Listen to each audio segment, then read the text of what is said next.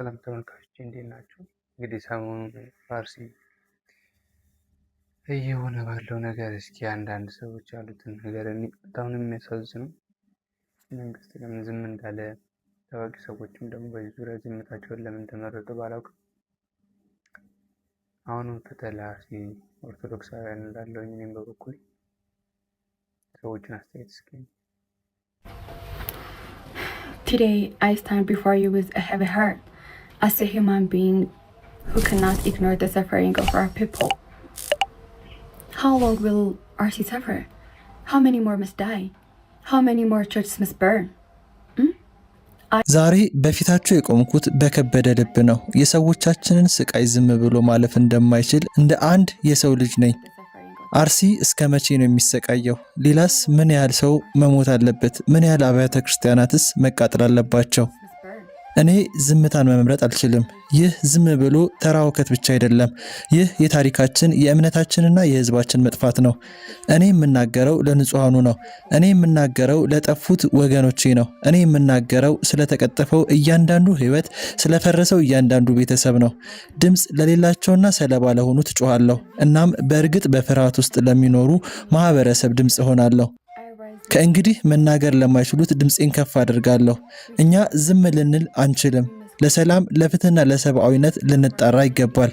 እባካችሁ ቤተክርስቲያናችንን አትንኩብን። ማረፊያችን ናቸው፣ መደበቂያችንም ናቸው፣ ሰላም ማግኛችን ናቸው።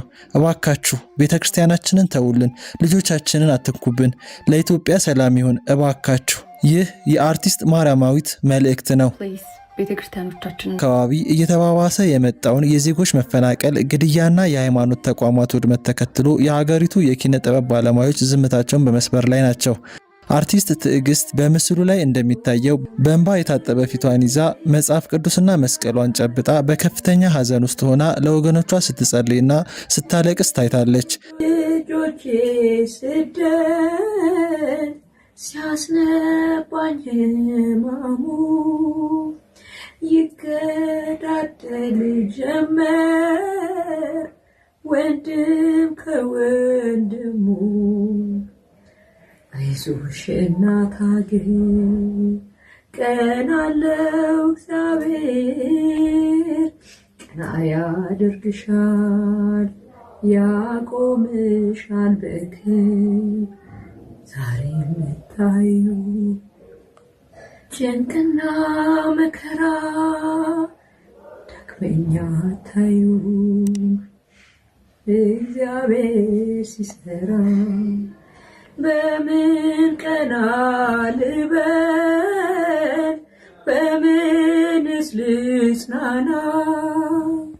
በሰላም የወጣ ሲሞት በጎዳና ድንጋይን ያነሳው ቃየል በወንድሙ ምን አስደስቶት ነው ሞትና ሕመሙ? አይዞሽ እናት ሀገር ቀን አለው እግዚአብሔር፣ ቀና ያደርግሻል ያቆምሻል በክብር።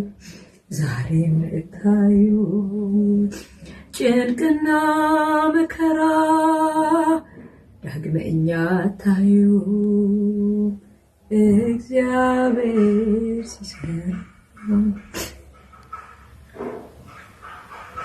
በሌላ በኩል አርቲስት ሄኖክ በምስሉ ላይ እንደሚታየው ባስተላለፈው መልእክት የቤተ ክርስቲያን ሕመም የተዋሕዶ ልጆች ሞታችን ነው በሚል የቁጭት ሕመም ድምፁን አሰምቷል። ዛሬም የኦርቶዶክስ ተዋሕዶ ልጆች በአርሲ ክልል ላይ እየተገደሉ ነው፣ እየታረዱ ነው፣ በቁማቸው እየተቃጠሉ ነው፣ እየተሰደዱ ነው። ከ100 ዓመት በላይ ያስቆጠረች ቤተ ክርስቲያንና ገዳማት እየተቃጠሉ ነው። ጥያቄው እስከ መቼ ነው? እስከ መቼ ነው? እነዚህ ነገሮች መቼ ነው የሚቆሙት? ስንተኛ ጊዜያችን ነው አሁን አርሲ ክልል ላይ የኦርቶዶክስ ተዋሕዶ ልጆች ተገደሉ ሲባል የሰማነው? እዛ አካባቢ ያላችሁ የጸጥታ አካላት ምንድን ነው? የሃይማኖት አባቶች ጸጥታው እስከ መቼ ነው? ዝምታው እስከ መቼ ነው? ቤተክርስቲያን ተነካች፣ እኛ ተነካን፣ ጥቁር ለብሳችሁ ውጡ ስትሉን ወጣን አይደለም? አሁን ደግሞ በተራችሁ እናንተ ድምፁ ማትችም ቤተክርስቲያን እናንተ እኮ ናችሁ ተወካዮቹ። ለሚመለከተው አካል ሞት ይቁም ሞት ይብቃን ብላችሁ ለምንድነው ድምጽ የማትሆኑት? መንግስት ይሄንን ነገር ለምን አታስቆመልን? ካንተ አቅም በላይ አይደሉም እነዚህ ሰዎች። ከመንግስት ከህግ በላይ የሆነ ሰው የለም እዚህ ምድር ላይ። ታዋቂ ሰዎች ሶሻል ሚዲያ ላይ ያላችሁ፣ እዚህ ፕላትፎርም ላይ ያላችሁ ኢንፍሉዌንሰር ነን ባዮች፣ ብዙ ተከታይ ያላችሁ የተዋህዶ ልጆች፣ አንገታችሁ ላይ ማተብ ያሰራችሁ የተዋህዶ ልጆች የት ነው ያላችሁት?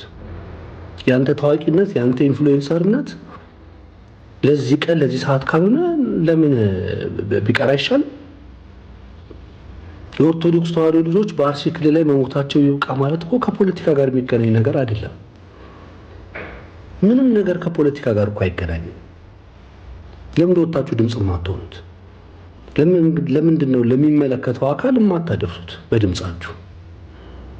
እዛ አካባቢ ያላችሁ ደግሞ ገዳዮች ምንድነው? እስከ መቼ ነው? አይበቃም? ምንድነው ጥቅሙ? የሰው ልጅ መግደልና ማረድ ምንድነው ጥቅሙ? አረ ከብት እንኳን ሲታረድ እኮ ያሳዝናል በእውነት። ይሄ ለበዓል የምናርዳቸው ዶሮ ፍየልና በግ እንኳን እኮ ያሳዝናሉ ሲታረዱ። እንኳን ይሄን የመሰለ ክቡር የሆነ የሰው ልጅ ነፍስ ይቅርና። አረ ይብቃል። አረ ይብቃችሁ። ጥያቄያችሁ ሌላ ከሆነ ጥያቄያችሁን ለሚመለከተው አካል ውሰዱ። እነዚህ ንጹሃንን ተዋቸው እስቲ። የት ሄዱ? ከአካባቢያቸው ከቀያቸው